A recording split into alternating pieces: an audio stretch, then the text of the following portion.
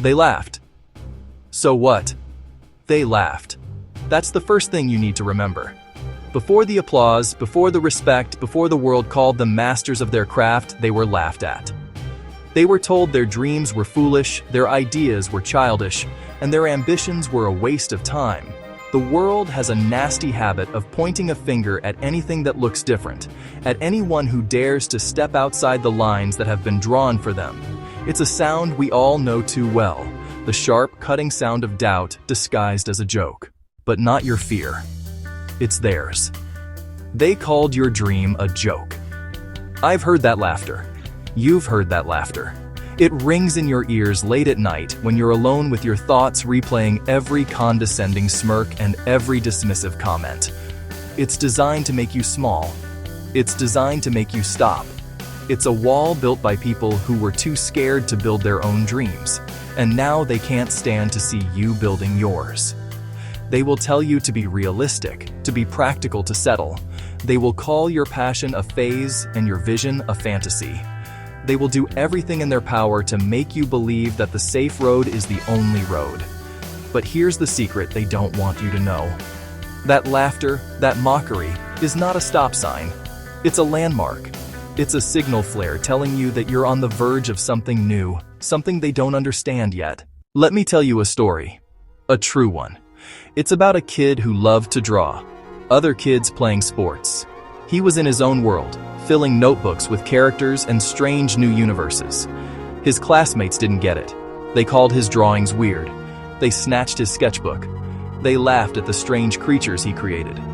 One teacher told him to stop wasting his time on silly cartoons and focus on real subjects. The ridicule was sharp. He wanted to hide his passion. He put his pencils away. He tried to fit in. For a while, he did. The world felt cold and lonely. His imagination felt like a liability. Your pain is proof you're alive. Now think about another person. A young woman with a powerful voice who dreamed of being a singer. Small-town life where nobody ever made it. She sang at local fairs. She sang at family gatherings. The feedback was brutal.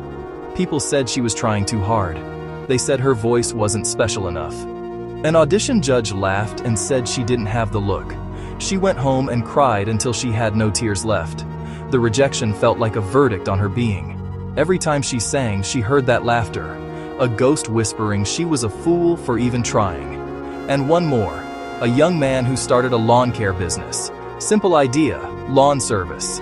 His friends heading to college mocked him relentlessly. They called him the lawn boy. They joked about his future. His first year was a disaster. His rusty second-hand mower broke down. He underbid jobs. He lost money. A customer refused to pay. In the deepest moment of pain, in the suffocating silence that follows ridicule, you are faced with a choice. It is the single most important choice you will ever make. It's not loud or dramatic. It happens quietly, inside of you. You can let the mockery become your truth, allowing it to define your limits and extinguish your fire. You can pack up your dream, put it in a box, and store it in the attic of your life. This is the easy choice. It's the path of least resistance. The world will nod in approval. The mockers will be satisfied, and a part of you will die. Choose to rise. Or you can make the other choice. You can decide that your pain will not be a tombstone, but a stepping stone. You can look your failure right in the eye and say, "You will not be the end of my story." This choice is hard. It requires a level of courage you might not think you possess. It means choosing to stand up when every part of you wants to stay down. The kid who was mocked for his drawings, he made that choice. He picked up his pencil again, not for his classmates, but for himself. He decided that their laughter was just noise, and his art was his voice. He chose to listen to his own voice. The young woman with the powerful voice, she made that choice too. After weeks of silence, she stood in front of her mirror and sang. Not for an audience, not for a judge, but for the love of the music itself. She chose to reclaim her gift from the memory of that laughter. She decided her worth wasn't determined by one person's opinion on one bad day. She chose to believe in her own sound. The young man with the broken-down mower, he sat in that truck, looked at his blistered hands, and made his choice.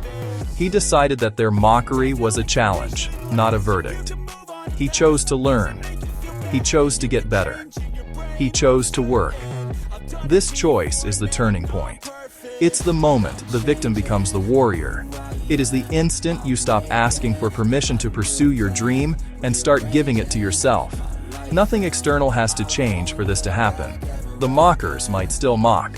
The obstacles might still be there, but you have changed. Once you make that choice, you need a new set of rules to live by. The old mindset, the one that cared about what others thought, has to go. It's time to build a new mental framework, a fortress that will protect your ambition from the inevitable storms of doubt. These are not complicated theories. They are simple, actionable shifts in your thinking.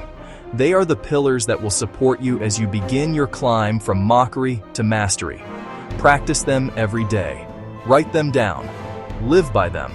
They will become your armor. Number 1. Noise is not truth. The first pillar is learning to separate noise from signal. The laughter, the criticism, the doubt. That is all noise. It's loud, distracting, and emotionally charged. Your job is to filter it. Ask yourself one simple question when you hear it. Is there anything useful here? If a critic points out a genuine flaw in your technique, that's a signal. Use it. Learn from it. But if it's just empty mockery designed to hurt you, recognize it as noise. Acknowledge it, and then let it go. Don't let their fear become your data. Your truth is built on your actions, not their opinions. Close up. Number 2. Focus on the next brick, not the whole wall. The dream of mastery can be overwhelming. The final vision is so big, so distant, that it can paralyze you. Stop looking at the top of the mountain. Look at the ground right in front of you. Your only job today is to lay one brick, make one sales call, write one page, practice one scale, complete one rep. The journey of 1,000 miles is a myth. It's a journey of one step, repeated 1,000 times. Obsess over the process, not the prize. Small, daily, consistent effort is the most powerful force in the universe. It is relentless. It is unstoppable. One person who believes in your potential, even when you don't. This person isn't a cheerleader. They are your honest mirror. They will tell you the truth, even when it's hard. They will celebrate your tiny wins and push you when you want to quit. Their belief acts as a shield when the arrows of mockery fly. Find that person. Cherish them. Let their faith in you be the anchor that holds you steady in the storm. Number 4. Celebrate the small wins. When you're climbing out of a hole, the wins are small. A finished drawing, a song sung without cracking, fixing your own lawnmower. The world won't applaud these things. The mockers won't even notice them. So you have to. You must become your own biggest fan. Every time you achieve one of your small daily goals, take a moment to acknowledge it. Celebrate it. This isn't about ego. It's about building momentum. Each small celebration is a deposit into your confidence account. Over time, it compounds, building a wealth of self-belief that no amount of mockery can bankrupt. There will come a day when you look up from your work and notice something has changed. It won't happen all at once. It will be subtle. The laughter will have faded. The mockery will have turned into a confused silence. The people who once pointed and laughed will now be watching you, a little bit bewildered, from the sidelines. They don't understand how you did it. They saw you fall, but they missed the part where you got up again. They only see the wall you've built, not the individual bricks you laid in the dark. Let your success be the noise. This is the shift. It's the moment your work begins to speak for itself. The artist's silly cartoons start getting shared online. A small gallery asks to display his work. People start asking to buy prints. It gets a few hundred views, then a few thousand. A local producer hears it and reaches out. People who once ignored her are now asking when her next show is.